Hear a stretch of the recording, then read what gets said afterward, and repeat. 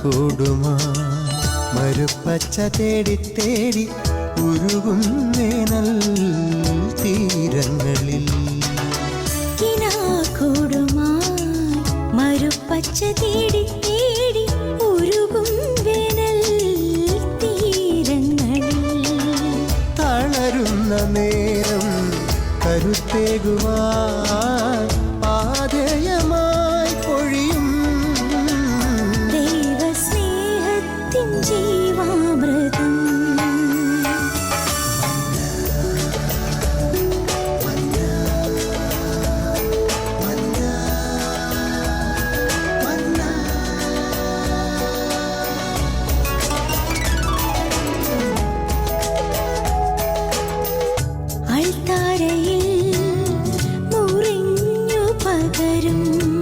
ആത്മയുഗത്തിൻ കൃപയായൊഴുകും അൾത്താരയിൽ മുറിഞ്ഞു പകരും ആത്മയുഗത്തിൻ കൃപയായൊഴുകും വിശ്വസ്നേഹത്തിൻ ദൈവാമൃതം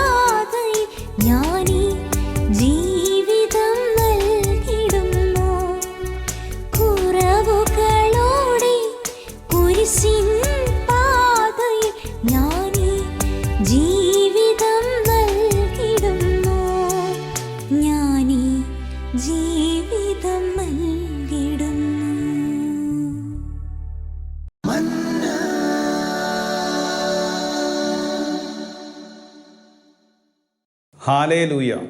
വിശുദ്ധ മാർക്കോസ് 1:15 യേശു പറഞ്ഞു, സ്വർഗരാജ്യം സമീപിച്ചിരിക്കുന്നു, അനുദപിച്ച് സുവിശേഷത്തിൽ വിശ്വസിക്കുവിൻ. ഈശോയിൽ ഏറ്റവും പ്രിയപ്പെട്ടവരെ, യേശുവിൻ്റെ സുവിശേഷത്തിൻ്റെ ആരംഭവും അവസാനവും നിത്യജീവനെക്കുറിച്ചാണ്, ആത്മരക്ഷയെക്കുറിച്ചാണ്. നമ്മൾ ഈ സമയം ധ്യാനിക്കുന്നത് നിത്യജീവനെക്കുറിച്ചും ആത്മരക്ഷയെക്കുറിച്ചുമാണ്. ഫിലിപ്പിയർ ലേഖനത്തിലെ 1 മുതൽ 12 വരെയുള്ള തിരുവചനങ്ങളിലെ യേശുക്രിസ്തുവിൻ്റെ മനോഭാവത്തെക്കുറിച്ചും യേശുക്രിസ്തുവിലൂടെ പ്രകടമായ എളിമയെക്കുറിച്ചും അതോടൊപ്പം തന്നെ യേശു കാണിച്ചു തന്നതിനെക്കുറിച്ചും മുഴുവൻ പൗലോസ്ലിയ വരച്ച് കാണിച്ചിട്ട് 12-ാമത്തെ വാക്യത്തിൽ പൗലോസ്ലിയ നമ്മളോട് പറയുകയാണ്, ഈ സമയത്തും ഭയത്തോടും വിറയലോടും കൂടെ നിങ്ങളുടെ സ്വന്തം രക്ഷയ്ക്ക് വേണ്ടി അധ്വാനിക്കുവിൻ. ഈ കാലഘട്ടത്തിൽ നമ്മൾ ഓരോരുത്തരും വലിയ ഭയത്തോടു കൂടി സ്വീകരിക്കേണ്ട ഒരു വചനഭാഗമാണിത്. കർത്താവിൻ്റെ വരവ് അടുത്തിരിക്കുന്ന ഈ കാലഘട്ടത്തിൽ അനേകർ വിശ്വാസം ഉപേക്ഷിച്ചുകൊണ്ട് യേശുവിൻ്റെ ദൈവത്വത്തെ നിഷേധിക്കുന്ന ഈ കാലഘട്ടത്തിൽ വിശുദ്ധ പൗലോസ് അപ്പോസ്തലൻ നമ്മളോട് പറയുകയാണ്, ഈ സമയത്തും ഭയത്തോട് വിറയലോടും കൂടെ നിങ്ങളുടെ സ്വന്തം രക്ഷയ്ക്ക് വേണ്ടി അധ്വാനിക്കുവിൻ. നമ്മൾ എന്ത് ചെയ്താലും നമ്മുടെ ആത്മരക്ഷ ഉറപ്പിച്ചുകൊണ്ട് വേണം നമ്മൾ ചെയ്യുവാൻ. സുവിശേഷ പ്രഘോഷണത്തിൽ മുന്നേറിക്കൊണ്ടിരിക്കുന്ന ഓരോ ശുശ്രൂഷകരും സ്വന്തം രക്ഷയെ ഉറപ്പുവരുത്തിയിട്ട് സുവിശേഷ പ്രഘോഷണത്തിലോ സുവിശേഷ വേലയിലോ വ്യാപരിക്കണമെന്നാണ് വിശുദ്ധ പൗലോസ് പറയുന്നത്. നമ്മുടെ സമ്പത്ത് നമ്മുടെ ആത്മരക്ഷയ്ക്ക് ഒതുങ്ങുന്നില്ല എങ്കിൽ ആ സമ്പത്ത് കൊണ്ട് നമുക്ക് ഒരു ഗുണവും ഇല്ല. നമ്മുടെ ജോലി, നമ്മുടെ ബിസിനസ് നമ്മുടെ ആത്മാവിൻ്റെ രക്ഷയെ തടസ്സപ്പെടുത്തുമെങ്കിൽ അത് നമ്മൾ ഉപേക്ഷിക്കാൻ കടപ്പെട്ടിരിക്കുകയാണ്. OAT എഴുതി വിദേശ രാജ്യങ്ങൾ കീഴടക്കുമ്പോഴും നമ്മുടെ ആത്മരക്ഷ ഉറപ്പുവരുത്തുന്നില്ല എങ്കിൽ ആ OAT കൊണ്ട് ഒരു അർത്ഥവും ഇല്ല എന്നുള്ളതാണ്. പ്രിയപ്പെട്ടവരെ, നമ്മുടെ അധികാരങ്ങളും നമ്മുടെ സ്ഥാനമാനങ്ങളും ഈ ലോകത്തിൽ നമ്മൾ എന്തെല്ലാം നേടിയാലും നമ്മുടെ ആത്മാവിൻ്റെ രക്ഷ ഉറപ്പുവരുത്തുന്നില്ല എങ്കിൽ നമ്മുടെ ജീവിതം ഭയാനകമായൊരവസ്ഥയിലൂടെ നേരിടേണ്ടി വരും. ഫാദർ ധീരജ് ഒരിക്കൽ വർഷങ്ങൾക്ക് മുമ്പ് പ്രസംഗിച്ച ഒരു പ്രസംഗത്തിൻ്റെ ഒരു വരികൾ ഇന്നും എൻ്റെ ഹൃദയത്തിൽ മായാത്ത ചിത്രം പോലെയാണ്. അച്ഛൻ ഏറെ സമയം പ്രസംഗിച്ചുകൊണ്ട് അവസാനമായി പറഞ്ഞു നിർത്തിയത് ഇപ്രകാരമാണ്: ഒരു മനുഷ്യൻ്റെ ഏറ്റവും ഭയാനകമായ അവസ്ഥ എന്താന്ന് പറഞ്ഞു കഴിഞ്ഞാൽ, ജീവിതത്തിൻ്റെ അവസാന ഘട്ടത്തിൽ പിന്തിരിഞ്ഞു നോക്കുമ്പോൾ കടന്നു വന്ന വഴികളെല്ലാം വെറുതെ ആയിപ്പോയി, വ്യർത്ഥമായിപ്പോയി എന്നുള്ള തോന്നലാണ് ഏറ്റവും ഭയാനകമായ അവസ്ഥ. രാജ്യങ്ങൾ കീഴടക്കുവാൻ വേണ്ടി ജീവിതകാലം മുഴുവൻ രാവും പകലും അധ്വാനിച്ചിട്ട് നമ്മുടെ ആത്മാവിനെ നേടാൻ കഴിഞ്ഞില്ല എങ്കിൽ ഈ കീഴടക്കിയ രാജ്യവും നേടിയെടുത്ത സാമ്രാജ്യങ്ങളും വെറുതെ ആയിപ്പോയി എന്ന് പറഞ്ഞ അലക്സാണ്ടർ ചക്രവർത്തിയെ പോലെ നമ്മൾ നിരാശപ്പെടേണ്ട ഒരു സാഹചര്യങ്ങളിലേക്ക് എത്തിച്ചേരാം. പ്രിയപ്പെട്ടവരെ, CCC 1010 ഇപ്രകാരമാണ് പറയുന്നത്: ഭൂമിയുടെ അതിർത്തിയോളം ആധിപത്യം നടത്തുന്നതിനേക്കാൾ യേശുക്രിസ്തുവിൽ മരിക്കുകയാണ് എനിക്ക് നല്ലത്. നമുക്ക് വേണ്ടി മരിച്ച അവിടുത്തെയാണ് ഞാൻ അന്വേഷിക്കുന്നത്. ഈ ലോകം മുഴുവൻ നേടിയെടുക്കുന്നതിനേക്കാൾ, അധികാര സ്ഥാനങ്ങളുടെ ഉയരങ്ങളിൽ എത്തുന്നതിനേക്കാൾ ക്രിസ്തുവിനെ നേടിയെടുക്കുന്നതാണ് എനിക്ക് നല്ലതെന്നാണ് നമ്മൾ പറയുന്നത്. സങ്കീർത്തകൻ്റെ പുസ്തകത്തിലെ 49:7-8 ഇപ്രകാരം പറയുകയാണ്: തന്നെ തന്നെ വീണ്ടെടുക്കാനോ ജീവൻ്റെ വില ദൈവത്തിന് കൊടുക്കാനോ ആർക്കും കഴിയുകയില്ല. ജീവൻ്റെ വിടുതൽ വില വളരെ വലുതാണ്, അത് എത്രയായാലും തികയുകയില്ല എന്നാണ് സങ്കീർത്തകൻ പറയുന്നത്. ഒരാത്മാവിൻ്റെ വില എത്രയായാലും തികയുകയില്ല എന്ന് സങ്കീർത്തകൻ നമ്മളെ ഓർമ്മപ്പെടുത്തുമ്പോൾ, ഒരാത്മാവിൻ്റെ വിലയെക്കുറിച്ച് ആധികാരികമായി നമ്മളെ പഠിപ്പിച്ചതും ഒരാത്മാവിൻ്റെ രക്ഷയുടെ പ്രാധാന്യത്തെക്കുറിച്ച് നമ്മളെ എത്തിച്ചതും യേശുക്രിസ്തുവാണ്. അതായത് വിശുദ്ധ മത്തായിയുടെ സുവിശേഷം 16-ാം അധ്യായത്തിൽ 26-ാം വാക്യത്തിൽ, ലോകം മുഴുവനെ എടുത്ത് ഒരു ത്രാസിലെടുത്ത് നമ്മൾ വെച്ച് നിൽക്കട്ടെ, ഒരാത്മാവിനെ മറ്റൊരു ത്രാസിലെടുത്ത് വെച്ചുകൊണ്ട് തുലനം ചെയ്യുകയാണെങ്കിൽ ഈശോ നമ്മളെ പഠിപ്പിക്കുന്നതാണ്, ഈ ലോകം മുഴുവനും തികയത്തില്ല ഈ ആത്മാവിനെ വിലയ്ക്ക് വാങ്ങാനായിട്ട്. അതാണ് മത്തായി 16:26 ഈശോ പറഞ്ഞത്, ഒരുവൻ ലോകം മുഴുവൻ നേടിയാലും തൻ്റെ ആത്മാവ് നശിച്ചു പോയാൽ എന്താണ് പ്രയോജനം? ലോകത്തിലെല്ലാം നേടിയെടുക്കുവാൻ വേണ്ടി നെട്ടോട്ടം ഓടുമ്പോഴും ബാങ്ക് ബാലൻസുകൾ കുന്നുകൂട്ടുവാൻ വേണ്ടി രാപകൽ ഉറക്കമില്ലാതെ അധ്വാനിക്കുമ്പോഴും അധികാര സ്ഥാനങ്ങളിലേക്ക് എത്തുവാൻ വേണ്ടി ജീവിതത്തിൽ പലതും ചെയ്തു കൂട്ടുമ്പോഴും നമ്മൾ ഒരു നാൾ കരയേണ്ടി വരും നമ്മുടെ ആത്മാവിനെക്കുറിച്ച് ചിന്തിക്കാതെ പോയതിനെ ഓർത്ത്. ഒരിക്കൽ ഞെട്ടലോടുകൂടി നമ്മൾ നേരിടേണ്ടി വരും നമ്മുടെ ആത്മാവിൻ്റെ രക്ഷയെക്കുറിച്ച് ഓർക്കുമ്പോൾ. അതാണ് പ്രിയപ്പെട്ടവരെ വിശുദ്ധ അഗസ്തീൻ നമ്മളെ പഠിപ്പിക്കുന്നത്. നെടുവീർപ്പെട്ടുകൊണ്ടാണ് അഗസ്തീൻ പറഞ്ഞത്, എൻ്റെ ആത്മാവ് അങ്ങേ സന്നിധിയിൽ വിലയം പ്രാപിക്കുന്നത് വരെ അസ്വസ്ഥമാണ്. എൻ്റെ ആത്മാവ് യേശുവിനെ പ്രാപിക്കുന്നത് വരെ അസ്വസ്ഥമാണ്. ഈ ഭൂമിയിൽ നമ്മൾ എന്ത് ചെയ്താലും നമ്മൾ നമ്മുടെ ആത്മാവിൻ്റെ രക്ഷയെ സേഫ് സോണിലാക്കിയോ എന്ന് നമ്മൾ ചിന്തിക്കേണ്ടിയിരിക്കുകയാണ്. നമ്മുടെ ആത്മാവിൻ്റെ രക്ഷയെ ഉറപ്പുവരുത്തിയോ എന്ന് നമ്മൾ രാവും പകലും ചിന്തിക്കുകയാണ്. ചിന്തിച്ചു കഴിഞ്ഞാൽ നമ്മൾ ഓരോ പ്രവൃത്തി ചെയ്യുമ്പോഴും നമ്മൾ പാപം ചെയ്യുകയില്ല. ആത്മരക്ഷയെക്കുറിച്ച് ഉത്തമ ബോധ്യമുള്ളൊരു വ്യക്തിയെടുത്ത് കള്ളം പറയണ്ട എന്നാരും പറയേണ്ട ആവശ്യം വരുന്നില്ല.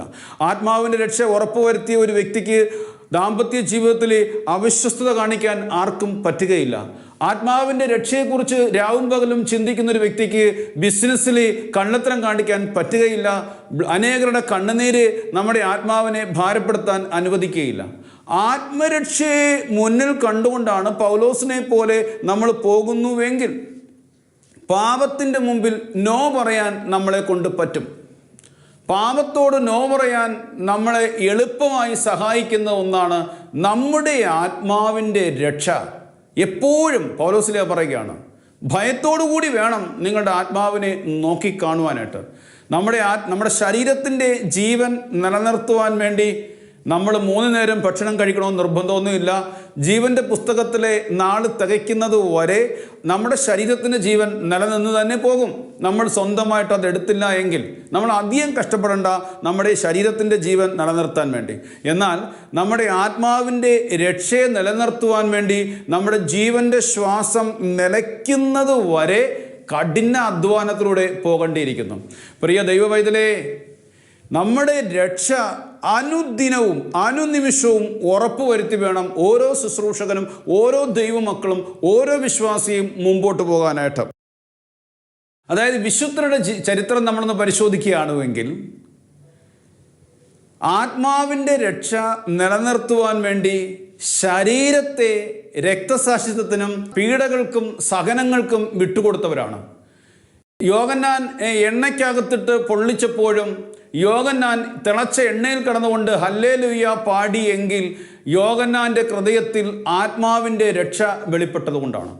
ബർത്തലോമിയെ ശിരസിൽ നിന്നും തൊലി ഉരിഞ്ഞ് കൊലപ്പെടുത്തുന്ന സമയത്തും അസംഖ്യം വേദനയുടെ നടുവിൽ നിന്നുകൊണ്ട് ആത്മാവിൻ്റെ രക്ഷയ്ക്ക് വേണ്ടിയാണ് കർത്താവിനെ ആരാധിച്ചത്.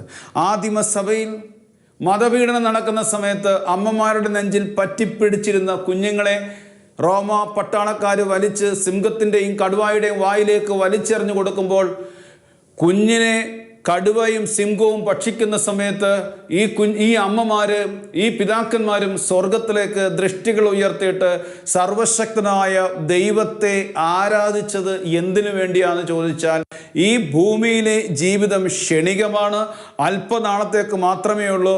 എൻ്റെ കുഞ്ഞും ഞങ്ങളും നിത്യതയിൽ എന്നും ജീവിക്കാൻ ഉള്ളതാണ് എന്നുള്ള ബോധ്യവും ഇവരുടെ ആത്മാക്കൾക്ക് വെളിപ്പെട്ട് കിട്ടിയതാണ്.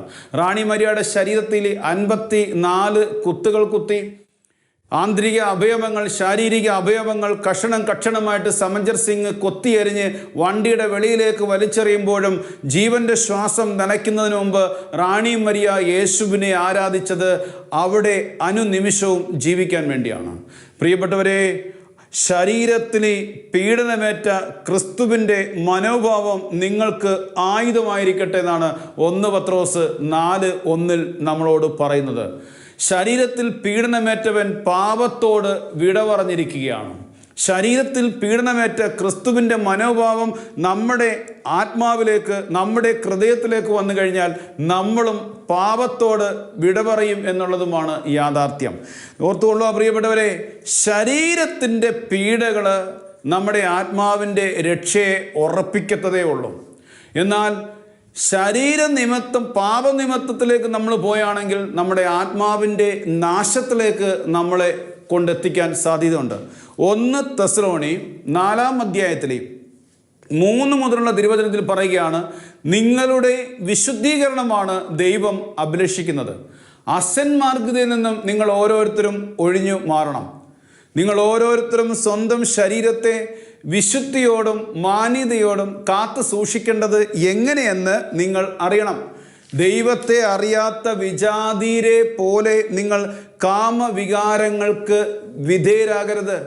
ഈ വിഷയത്തിൽ വഴിപിഴയ്ക്കുകയോ സ്വന്തം സഹോദരനെ വഞ്ചിക്കുകയോ ചെയ്യുന്നവൻ ദൈവരാജ്യം അവകാശപ്പെടുകയില്ല എന്ന് ഞാൻ നിങ്ങളോട് നേരത്തെ തന്നെ പറഞ്ഞിട്ടുള്ളതാണ്. പൗലോസിലെ പറയുകയാണ്, നമ്മുടെ ആകെ തുകയെന്ന് പറയുന്നത് ദൈവരാജ്യമാണ്. ദൈവരാജ്യം നമ്മൾ സ്വന്തമാക്കുന്നില്ല എങ്കിൽ ഈ ഭൂമിയിൽ ജീവിച്ച ഇത് മുഴുവൻ വ്യർത്ഥമായി തീരുകയാണ്. വിശുദ്ധരുടെ ജീവിതം എന്ന് പറഞ്ഞാൽ അവർ ഈ ലോകത്തിലായിരുന്നുവെങ്കിലും അവർ സ്വർഗത്തിൽ എത്തുക എന്നുള്ളതായിരുന്നു അവരുടെ ലക്ഷ്യം.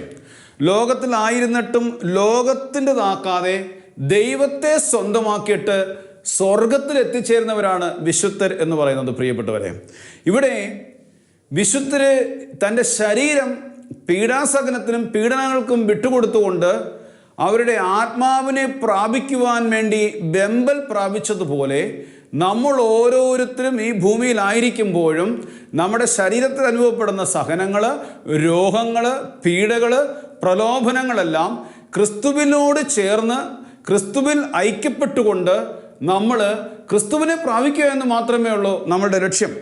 CCCയിൽ 1022 ഇപ്രകാരമാണ് പറയുന്നത്, ഓരോ മനുഷ്യനും തൻ്റെ മരണനിമിഷത്തിൽ തന്നെ സ്വജീവിതത്തെ ക്രിസ്തുവിനോട് ബന്ധപ്പെടുത്തി തൻ്റെ ആത്മാർത്ഥമായ ആത്മാവിൽ ശാശ്വതമായ പ്രതിഫലം സ്വീകരിക്കുകയാണ്.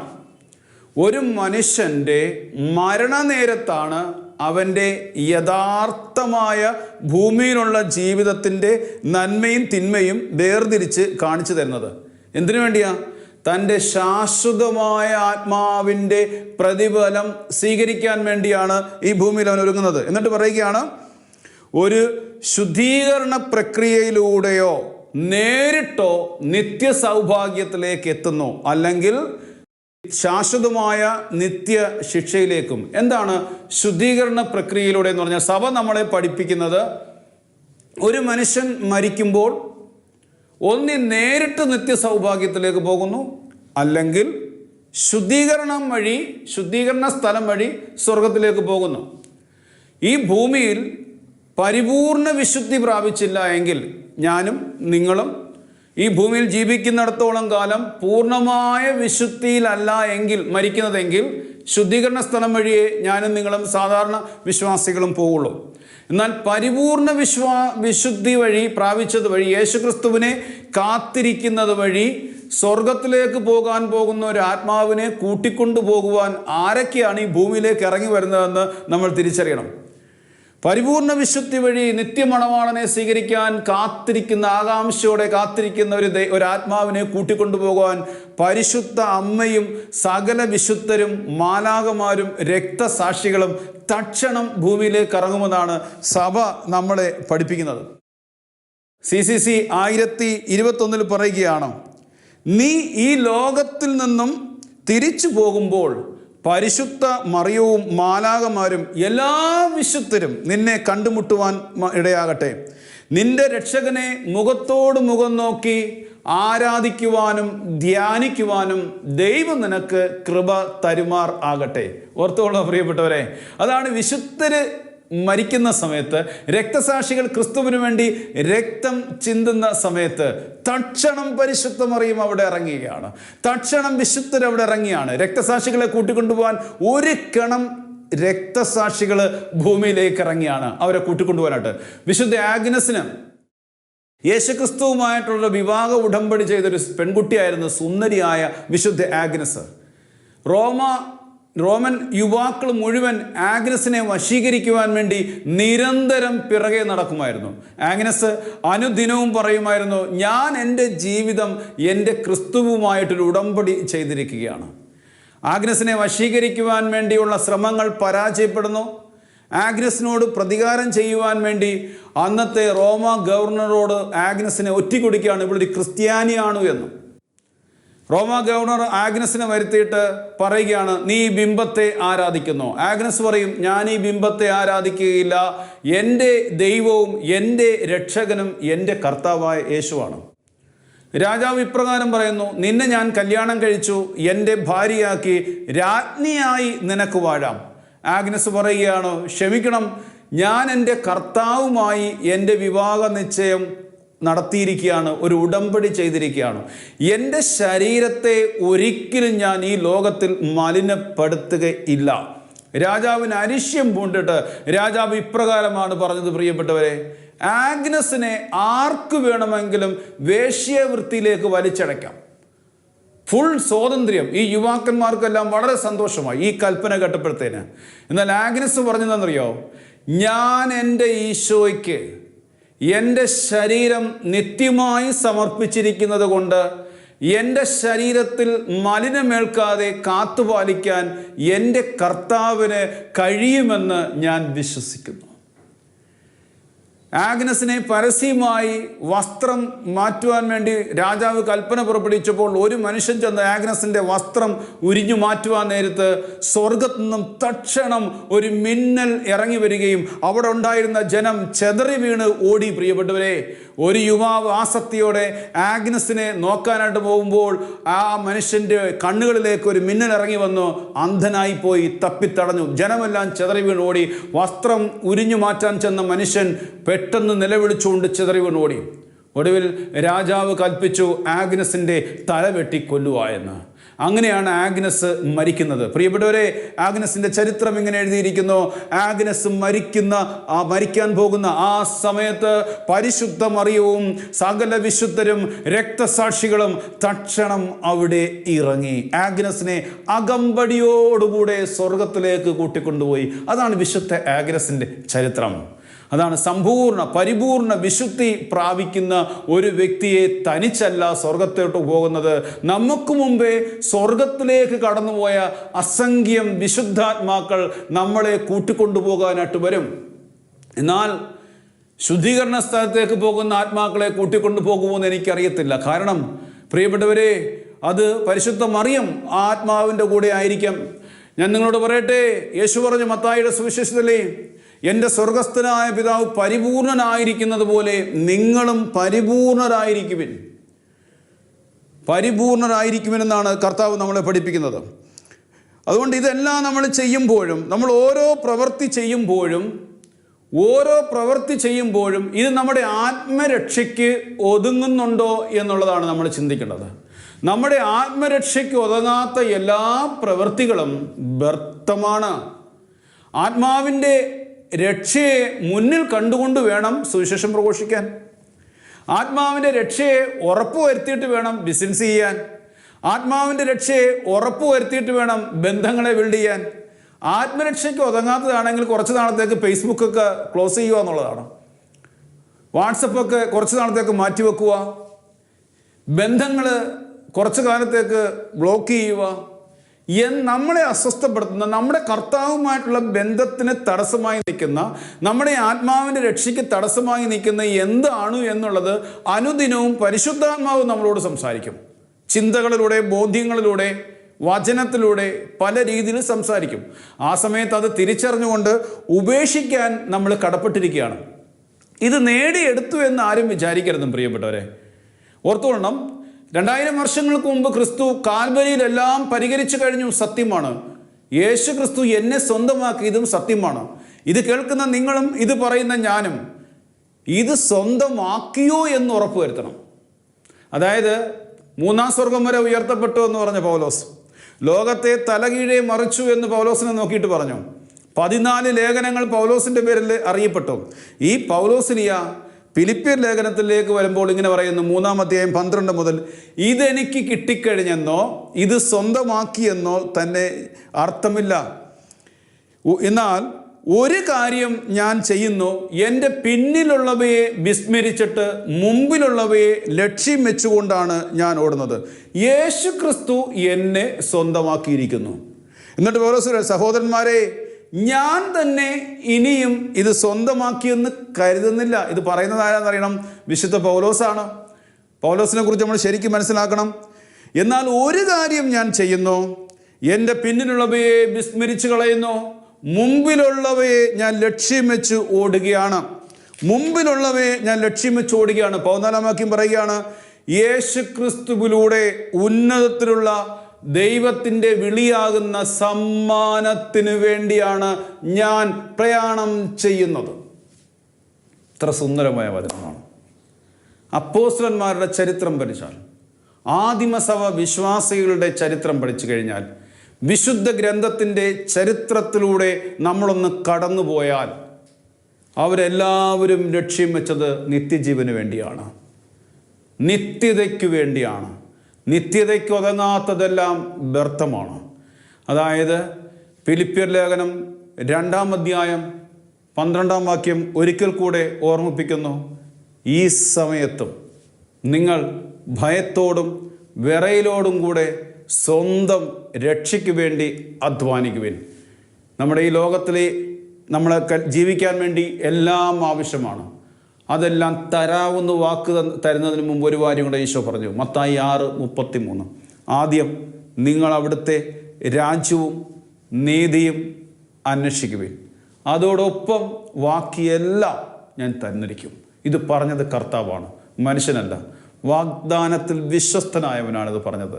സ്വർഗരാജ്യത്തെ ലക്ഷ്യം വെച്ചുകൊണ്ട് ദൈവത്തെ പ്രാപിക്കാൻ വേണ്ടി അപ്പനെ ആരാധിക്കുന്ന ഒരു ദൈവ പൈതലിനും ഈ ഭൂമിയിൽ ഒന്നിനും ഒരു കുറവുണ്ടാവില്ല എന്ന് പറയുന്നു.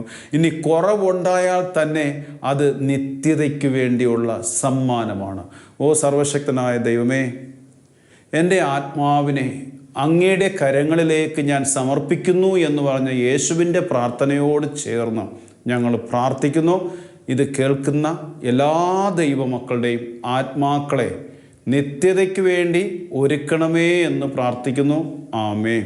കുരിശ് രക്ഷയുടെ അടയാളമാണ്. സ്നേഹത്തിൻ്റെയും പങ്കുവെക്കലിൻ്റെയും മഹത്തായ അനുഭവം. ആ വലിയ രക്ഷയുടെ സാന്നിധ്യം നമ്മുടെ ജീവിതത്തെ സമ്പൂർണ്ണമാക്കട്ടെ. ഏവർക്കും ക്രിസ്തു സ്നേഹവും സമാധാനവും നേരുന്നു. പ്രാർത്ഥനയും നമുക്ക് പരസ്പരം ഓർമ്മിക്കാം. നിങ്ങളുടെ അഭിപ്രായങ്ങളും നിർദ്ദേശങ്ങളും ഞങ്ങളെ അറിയിക്കാൻ മറക്കരുത്. eldroyvision.uae@gmail.com. വിശ്വസ്നേഹത്തിൻ്റെ അമൃതം.